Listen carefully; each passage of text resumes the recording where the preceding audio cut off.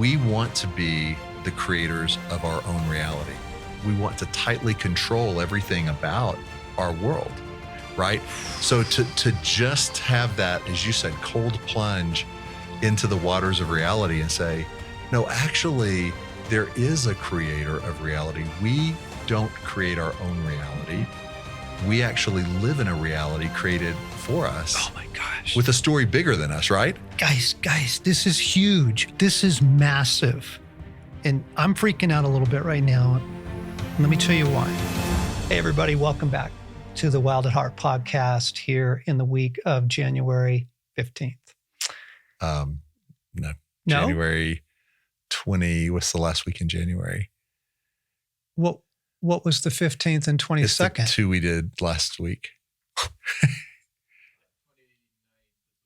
What? Yeah, 29th and then Feb. You mean right there, the thing that says January 29th? Yeah, 29th. And it says that actually right here on my notes that Alan prepared in the week of the 29th. Like, where did January go?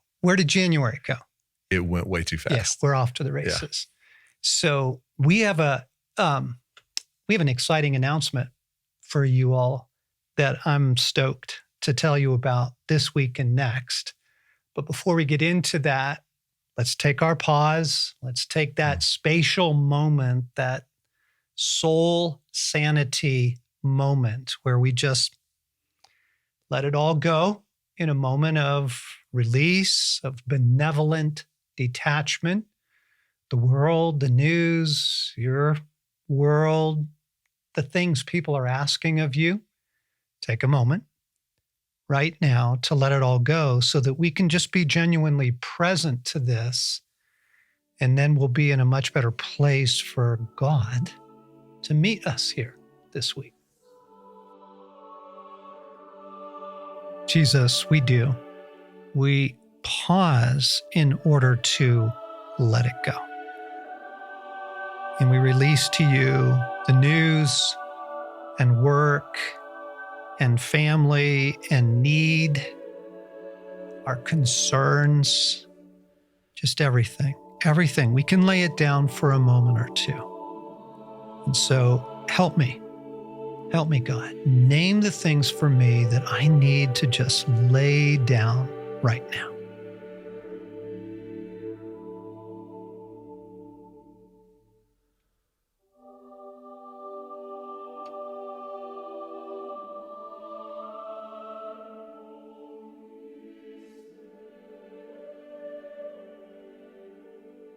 And if you need to keep going for a second, hit pause because sometimes it takes me a while to release everything. But we release in order to come back to our life in you, God. And would you restore us? Would you renew us? Would you just refresh my attention and meet us all here in the conversation this week? Amen. Amen. Okay, so the announcement is coming. But before we get there, I want you to read this quote from Neil Postman, because it's going to set up the conversation really, really well. Okay. Tell them where it's from. So Neil Postman wrote a book over 40 years ago called Amusing Ourselves to Death. And it's a fascinating look at technology, but from the perspective before there was iPhones, before there was internet. Anything. Right. He was basically concerned about television. Exactly. That was the big concern of the day. Right. Okay. If he were around today, oh my gosh. I mean, he was prophetic, but his head would be spinning at what's happening. Yes. So here's this quote from the book. Alongside Orwell's dark vision of 1984, there was another slightly older, slightly less well-known, equally chilling book, Aldous Huxley's Brave New World. Contrary to common belief, they did not prophesy the same thing. Orwell warns that we'll be overcome by an externally imposed oppression. Okay, so let me interrupt here. So he's talking about George Orwell's book, 1984. Yes. Yeah, which was kind of a dystopian warning of the future. I mean, 1984. Right. Speaking about, Yeah. Right. So he's talking about, Orwell's book and then comparing it to Brave New World. Brave New World actually came out a little earlier. And he says, in Huxley's vision, no big brother is required to deprive people of their autonomy, maturity, and history. As he saw it, people will come to love their oppression, to adore their technologies that undo their capacities to think. In 1984, people are controlled by inflicting pain. In Brave New World, they are controlled by inflicting pleasure. In short, George Orwell feared that what we hate will run us, while Huxley feared that what we love will run us. Yeah. So here's the fascinating thing about Brave New World. I know that story. Back in my stage days, I was in a live stage production of that in LA. And I played the main character in that. You did? Yeah, Bernard Marx. Oh, wow. And he's the guy that gets arrested and literally sent into exile for asking questions about everybody is just under this haze. Yes. Right? They're under an agreed upon, shared upon drug that just keeps everybody happy. Right. And everybody good and not asking questions. So it's fascinating that you brought this up. And this quote is from your new book.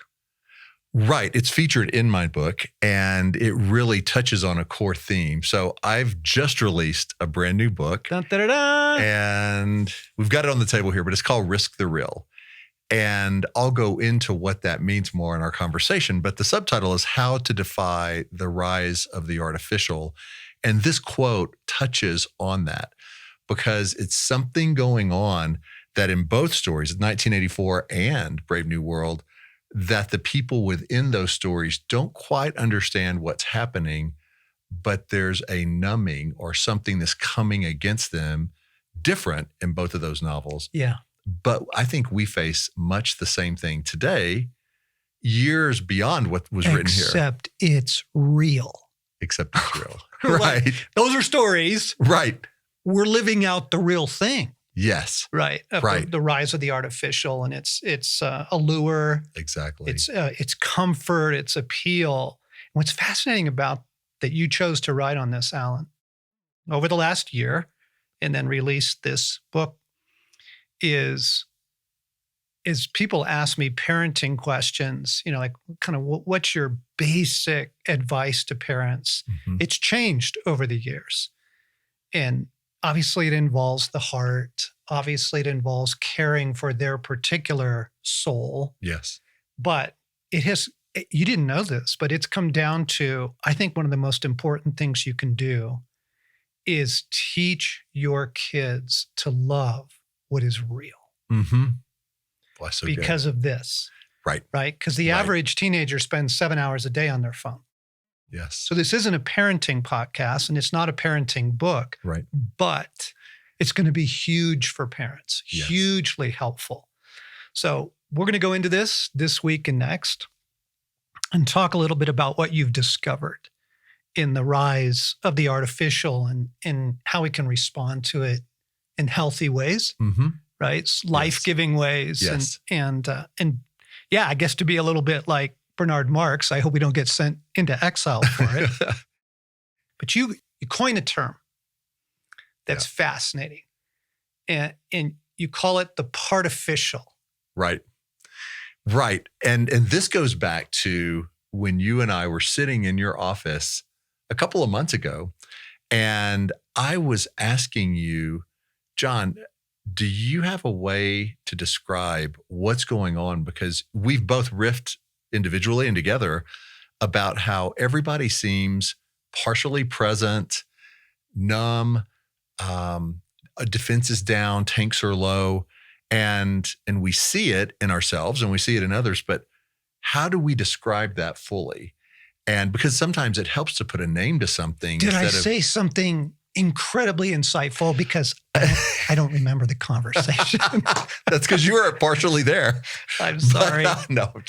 But Well, we were just riffing on possible ways to describe it, and we didn't leave with any one way. We just both affirmed, absolutely, this is going on. It's been going on since before COVID, but COVID really accelerated it. And yes, how do we name it so then we can not only identify it, but live differently, Yeah. right? Yeah. And so the phrase that I came up with probably 3-4 weeks after that, when I was just talking with God and thinking about it, is that we're all in a partificial daze, is what I call it. And by that, I just mean we're partially present and we're in this artificial haze of addiction and distraction and confusion. And so you look around you and you see it everywhere. This is not a judgmental thing that I'm saying other people are. I see it in myself. But we'll go to a restaurant, and John, it still amazes me that if you just look around as you're being seated or while you're waiting for your order to be taken, couples will be there. They're both lost in their screens. They're not talking to each other. I don't know if they're on a date or married, but it feels like both scenarios. You see it with families where the mom and dad are there and there's 3 kids, maybe like 5, 7, 10, and none of them are talking. They're all just staring down at the screen. And so that's one way we see it. I think we see it in the reactions of people. When you're talking to them, it's like they're doing everything they can just to show up. But to try to go deep or to try to touch on something that is weighty almost feels like too much. And so it's almost too much for one to share, and then the other doesn't know what to do with it. So wow, that's what we were trying to name in this. I found myself this weekend not asking people questions, follow-up questions in text conversations, because I knew, if I ask that question, then they're going to respond with a need or a situation that I got nothing for right now. And I'm not, I love them. I'm trying to be present, but there is a partiality to my ability to be present because of all the things that are buzzing. It's like, I got to get to this other thing. So it's not just technology. Right. There is something about the modern moment, the postmodern moment, that is keeping people in what you're calling is a partificial daze. Right. Okay, so let's unpack that. Let's unpack the kind of the Old Testament roots of this. Let's talk about the artificial, because the thing we were riffing on a while ago, we were talking about whatever the rise of this figure is that Daniel spoke of, the abomination that causes desolation. We had talked a good bit about desolation, even in the last couple of weeks' podcasts. Again, don't need to get into the weeds of, is that a political figure? Is that, Right. But just saying, what are the symptoms? And one of the fascinating ones is he will wear down the saints. Yes. Isn't that fascinating? Isn't that? He will wear down the saints. And so I think it's a malevolent figure that's, bigger. If he's able to do it globally, then it's a larger, spirit. Right. Just simply wearing people down. Mm-hmm. And you talked about in the podcast the last few weeks about how counselors are overwhelmed. They don't have space for new clients, and more people than ever are trying to get in because they are good people who are, and these are teenagers to 80-year-olds. Yep. And they're worn down by life, and they think it's maybe just them, but they start to realize, no, something else is in the air. Something else is coming at me. Yeah. And I think this verse really describes it well. Yeah. And I love your invitation to the real in the book, because we are saved by the real. Right. Right? That's the antidote. Okay. Yes. Because we are worn down and numbed by the artificial. And that was Huxley's warning, right? Right. In Brave New World. You're going to be worn down by this stuff. in a way that feels lovely at first. You see, that's the thing. Right. Feels lovely at first, right? Yes. So take us into the artificial first. Okay. Like, why does that wear us down? What do you mean by that? Yeah. Well, in Huxley's book, what fascinated me was the way people were controlled or numbed was through pleasure, right? And we live in a world, especially in America, where at our fingertips, there is endless amounts of distraction, momentary pleasure, entertainment, things that just keep us from understanding quite what's going on around us. And so, when I started to look at the artificial, John, the main thing we hear is AI today and artificial intelligence. And that is a part of it, but it's not the main part. It's not the only part. And so it was fascinating to me as I kind of followed this breadcrumb trail of what is going on. Well, the artificial, I started realizing how much it's affecting every aspect of our lives. So anything, the way I define the artificial is this: anything that seeks to replace God's view of reality by opposing him or making him irrelevant. And it began, like the roots of it go back to when Adam and Eve were tempted and did choose the wrong tree, the tree of knowledge.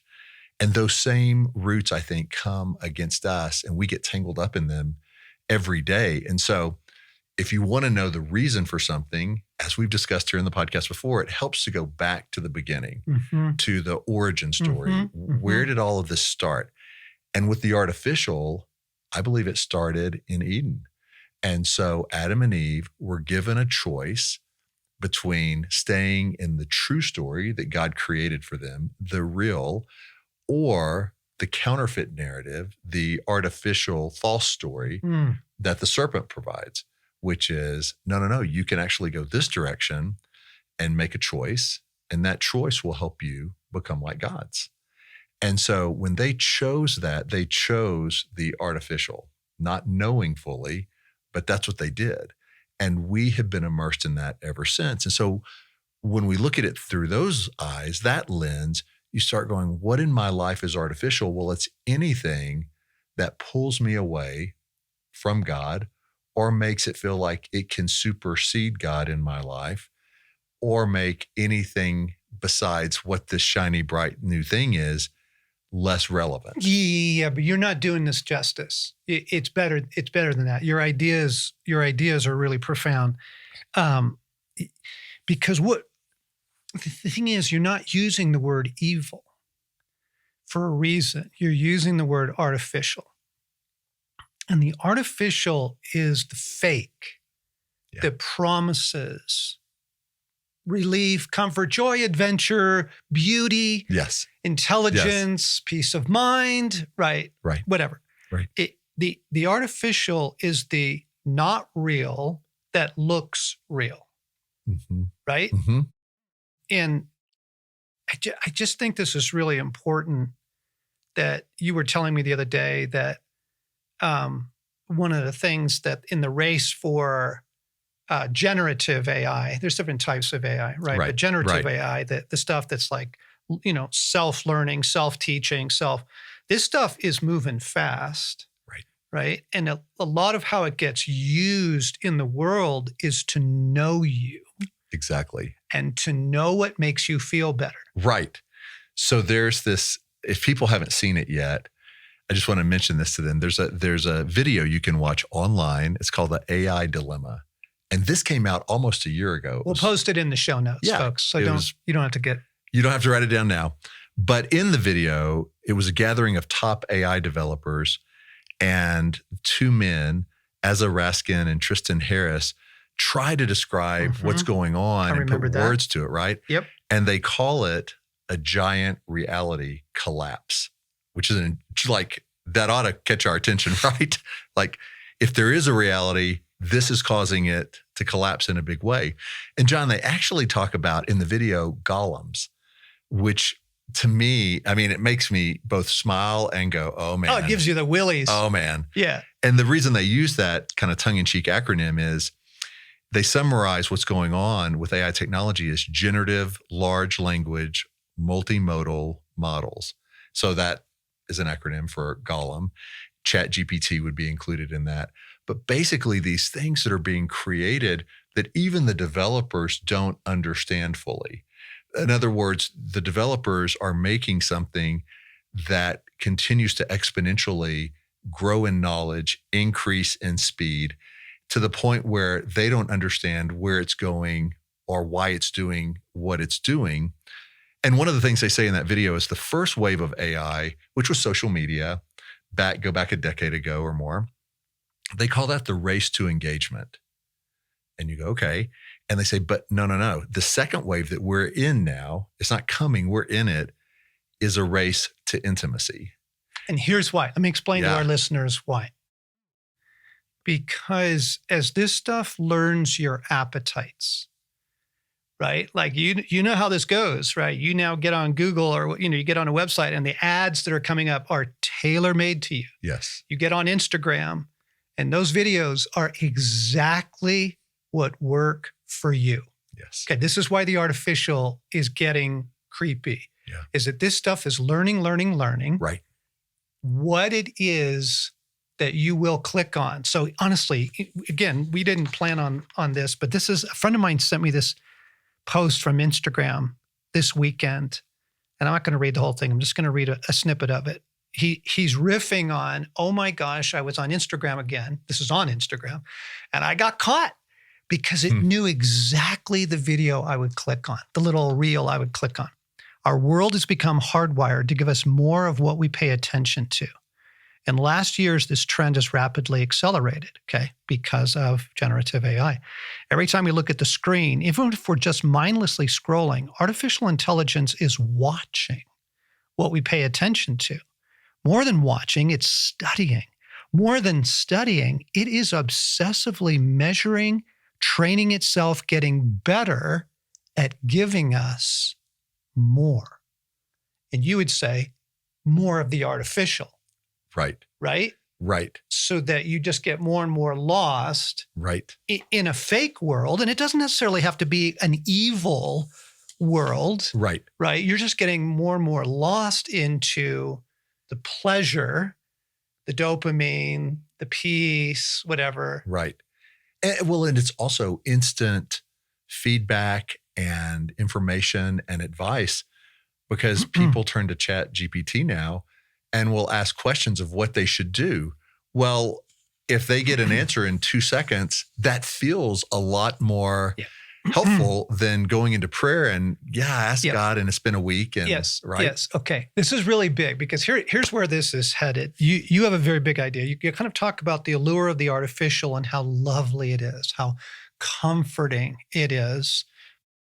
And then to kind of like bring a little bit of the cold water, the cold plunge of the book is your definition of the real. Yeah. So let's contrast, because I think people are kind of going, well, kind of with you right now. Are you talking about get off our screens? It's not. It's no. We got a bigger idea going on here. Right. So I think if you contrast it with your definition of the real, it'll help folks to see that. Absolutely. And so the way I define the real, each of these, by the way, has a section in the book. So it lets us immerse in both. But the way I define the real is the true way to view life based on God's original intent for us and this world. He's the uncreated creator and the most real being. So the more we pursue him, the more we align with reality, and the more we rebel against him or his created reality, the less we reflect reality. In other words, in a sense, we become less real. I got to slow you down. This is a big idea. So you say in the book that the creator of reality gets to define it. Yes. I mean, creator, big C, capital C, big exactly. G, God, right? Yahweh, the Lord of hosts, right? Who created the heavens and the earth by speaking. Yes. Okay, that guy. Exactly. Okay, and you're saying that there is a reality that is our rescue. Totally. It's what we were created to live and breathe in. It was what gives us purpose and meaning and joy. And yet, from the very beginning in Eden, that's what was trying to be sabotaged, stolen, taken away from us, from Adam and Eve, from us. So yeah, John. So in the book, it looks at, well, in other words, let me give this short quote from C.S. Lewis in A Grief Observed, a book he wrote. He said, I want God, not my idea of God. And as we pursue the real, what we're after here is not how we feel, not what we think should be the way things work, but how did God create things to work? And what does he define as real? It's like, I'm a big movie buff and I love story. And in The Matrix, Morpheus asks Neo this question that I think applies to everything we're talking about. He says, what is real? How do we define real? He goes on to say, if real is what you can feel, taste, smell, and see, then real is simply electrical signals interpreted by your brain. In other words, he's pushing Neo into, it's something more than just what we see around us or what we want to define reality is by. Yeah. Yeah. Yeah. Interesting that you bring up The Matrix, because the whole idea of that movie is you're living in a fake world and you don't know it. Yes. Yeah. And you are sedated enough by it. I remember the scene where Neo's getting his eyes opened up to, wait, this whole world is fake? Which is not what we're saying, folks. We're not saying the whole world is fake. We're saying we are, because of technology's amazement. I mean, it's skill. It's because of technology's phenomenal capacities. The artificial is being delivered to us in more and more clever ways, more and more alluring ways, more and more enticing ways. Yes. Right? Right. Okay, so Neo's driving down the street and he looked at this place and he goes, oh man, that place had really good noodles. Right. Yes. So he's like, oh, please don't take that away from me. But it was a fake restaurant in The Matrix. So I want to try another angle on this, because, we're trying to do a couple podcasts around a book, but a book is something you have to read and interact with, and it's a real thing. And by the way, as two authors, can we just say, like, AI, it is already flooding the book market. Totally. With tens of thousands of books that were not written by a human being. Right. Right. Authors, I work with a lot of writers, and they are freaking out because they don't know what to do with this, because not only is AI writing books, but it's writing it like that. Yeah. It takes them a year, right? Yeah. So maybe this example will help. Let's riff on this for a second. So pandemic rolls in and Zoom is super helpful. Okay. I mean, in FaceTime and all the, the things that allowed us to connect with one another. Yes. Right? Right. And technologies that were allowing us to do that. Okay. Snapchat and other things like that. So, but particularly Zoom, because you could get online with a group of people. You could hold a small group. You could hold a Bible study. We held conferences. Our ministry held conferences, through Zoom, because people were stuck at home. Right. Okay.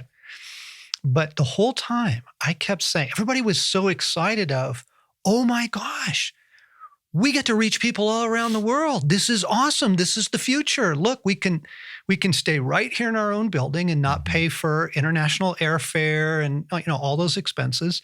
We can put on an event and we can reach people all around the world and connect one another.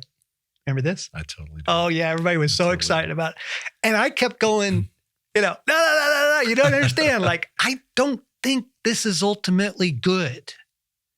I still don't think it's ultimately good. And the reason is the artificial. Yes. Is that you are no longer with real human beings. Exactly. So fascinating. So everybody starts describing Zoom gloom. Remember, they were sort of coining phrases of like, oh my gosh, I've just been, my work, I'm 6 hours a day on Zoom. Well, here's why. This psychologist on the East Coast figured it out. He said the majority of human interaction is nonverbal. Your brain is wired to react to a real person. And so I'm picking up that you've got your elbow on the table, which means you're relaxed and you're kind of leaning into the conversation. Yeah. I'm picking up the expression, like all of this stuff. He said 90% of human interaction is nonverbal, and you don't get it on Zoom because you're not actually in the room with the person. You're not picking up the vibe. Right. Right? Right. Okay. So everybody got so excited about it. It's artificial, and it is not something you want to come to love, let alone love more than being in a room with a real human being. Yes. And John, in addition to that, a friend told me this just last week, that one of the biggest problems with Zoom that like companies are noticing, but also counselors and others, is that the main thing people look at in a Zoom call is their own image. Like they may have 5 people or you're just with one person. I don't know what you're talking about. But the main thing that people are watching is their own expression, their own face. And I thought, man, we are not created to constantly have a mirror in front of us. Like that alone is unhealthy. In addition to everything you're saying. That is brutal. Okay. All right. So you, in your book, and we're going to get into this more next week, but you've got tenets of the real. Yes. Guiding principles of the real. Yes. It's really quite simple. And lies of the artificial. We're kind of contrasting these two. So give us some tenets of the real. Okay. Yes. And then lies of the artificial. Yeah. Let me give you 2 tenets of the real. There's 5 in the book, but here's one of them. Tenet 1, God is the creator of reality.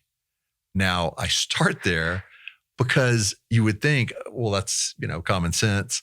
But I think we forget that in this age and time we live in, we want to be the creators of our own reality. We want to tightly control everything about our world, right? So to just have that, as you said, cold plunge into the waters of reality and say, no, actually, there is a creator of reality. We don't create our own reality. We actually live in a reality created for us. Oh my gosh. With a story bigger than us, right? Guys, this is huge. I know it sounds simple, but this is massive. And I'm freaking out a little bit right now. And let me tell you why. Prior to coming to the creator of the real, I, in my former life, explored quite a bit with hallucinogens. Okay. Craig and I used to talk about that on the podcast a little bit.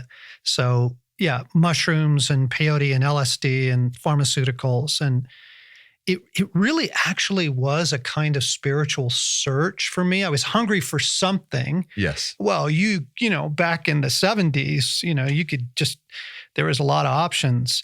Okay. You have no idea, folks, how horrible it is to lose touch with what is real. And hallucinogens look like this wonderful expansion of human consciousness. That's the promise, right? We're going to expand your consciousness. No. It fully cuts you off from what is real. Now, here's why I'm freaking out. It's back. People are now promoting hallucinogens to heal trauma. What is it? The ayahuasca, the Amazonian herb that you use with a shaman,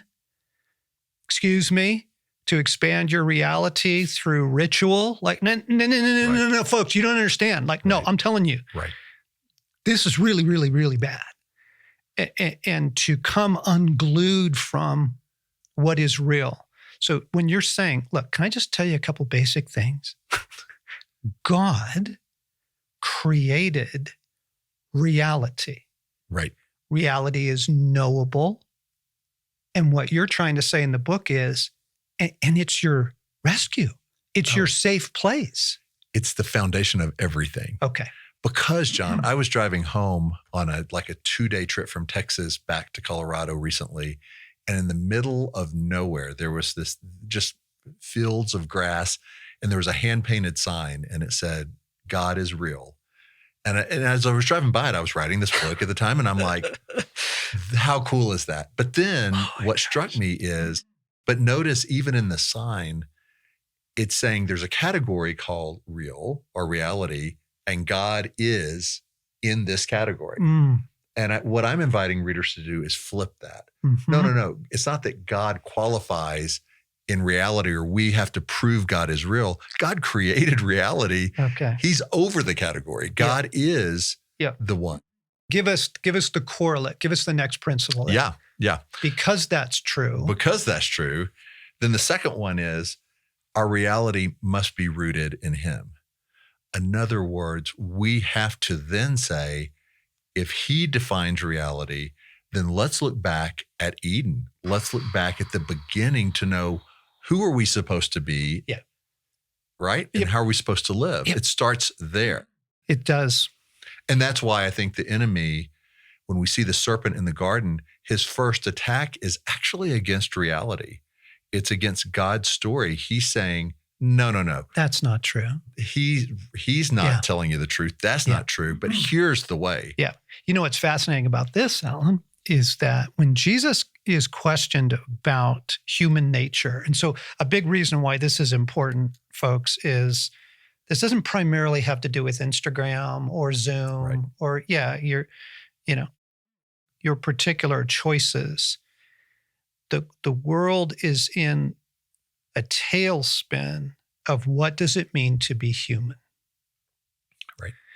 And people are asking for the freedom, demanding the freedom to redefine human according to whatever they want. Yes. Right. And so this is really big. Jesus is asked, it's a question about divorce, but it's fascinating where he goes. He says, wait, aren't you aware of how it was in the beginning? He does this in Matthew. Mm-hmm. He says, in the beginning, he made them male and female. It isn't a conversation about gender in the moment. It's a conversation about divorce, but he's going all the way back to exactly what you're saying. Yes. That there is a reality that was created by a kind and generous and loving God. Right. And within that reality is life. Yes. And outside that reality, wherever the artificial is trying to present itself is not life. Right. And then you can go into a real tailspin from there. Totally. And in the book too, that's why while I have the 5 tenets of the real, I have 5 lies of the artificial. And I'll just bring up a couple of those really quick. And then we'll get back to this next week. Yeah. One of the lies of the artificial is the machine. And by the machine, I'm referring to what past writers have referred to as anything artificial. The machine is neutral, meaning, well, yeah, there's a lot of things that maybe don't bring me closer to God or maybe kind of align with what I want to do, but it's probably neutral. Like it's okay. It's fine. It's not bad. And there's a quote, really short quote. I just want to read to you, John. It's from a book. E.M. Forster wrote this short story called The Machine Stops. And The Machine Stops was written in 1909. So over 100 years ago, long before we have any of the technology we have now. But just listen to his words. We created the machine to do our will, but we cannot make it do our will now. It has robbed us of the sense of space and the sense of touch. It has blurred every human relation and narrowed down love to a carnal act. It has paralyzed our bodies and our wills and now compels us to worship it. This is in 1909? 1909. Holy cow. It's 40 pages, but it's fascinating. And then he goes on to say, the machine proceeds, but not to our goal. We only exist as the blood corpuscles that course through the arteries. And if it could work without us, it would let us die. Okay. So your book, Risk the Real, is an invitation to what? It's an invitation to discover this clash between the artificial and real that's been going on since Eden, and to risk our best or our most for what matters most. And we'll get into the risk next week. Okay. But this is setting the stage for that. Because if we don't understand, if we just define the artificial in a very limited way, or we don't understand what the real is, then we can't even begin to know how to risk in our life for what matters most. And John, in the book, what I've done is all the chapters are 3-4 pages. So it's a very kind way to go into a subject that's pretty deep, but in a very conversational kind way, you can read a chapter in 5 minutes, Yeah. 4 minutes. Yes. And it's a step-by-step way to bring the reader into the discovery process that I've been on for the last year, which is, God, help me understand more what's real, what's artificial, and then how do I navigate my life now at such a time as this? Yeah, that's really good. You've written it for the modern attention span. Yes. That was kind. That was kind. I'm working on a new book too, and I'm really wrestling with how do we talk about things that are deep and meaningful in a way that simply acknowledges the assault, Right. the preoccupation on human attention. So to go back to that, we flew by so many big ideas, but that because AI is brilliant at learning our appetites, Mm-hmm. even if our appetites are not good, Right. right? It's making no moral distinction. Say, I'm just going to put more of this in front of you. Right. And I'm going to keep tailoring it until you pay attention. The war for our attention, I think we've been trying to say that for several years on the podcast. But what you said in quoting those guys, Tristan Harris and those guys, was that the war is now for intimacy. Yes. Right? Right. These are big ideas. And I think they're going to be really, really helpful. And John, can I just close with one thought on that? Yep. So that video you're talking about that we began with, the AI dilemma, the key sentence that they said that just had chills go through my body when he said it is, he was talking about how this new second wave of AI is a race to intimacy, right? Yes. And the quote he says after that is, whichever agent gets to have the primary intimacy relationship in your life wins. And God wants the intimacy, right? There we go. Whatever agent has the role of primary intimacy wins. Right. Okay. We're going to land this here. Pick up part 2 next week. We'll put some of this in the show notes, but the book is Risk the Real. Yes. By Alan Arnold, available on Amazon. That's right. All right. Congratulations, pal. Thank you.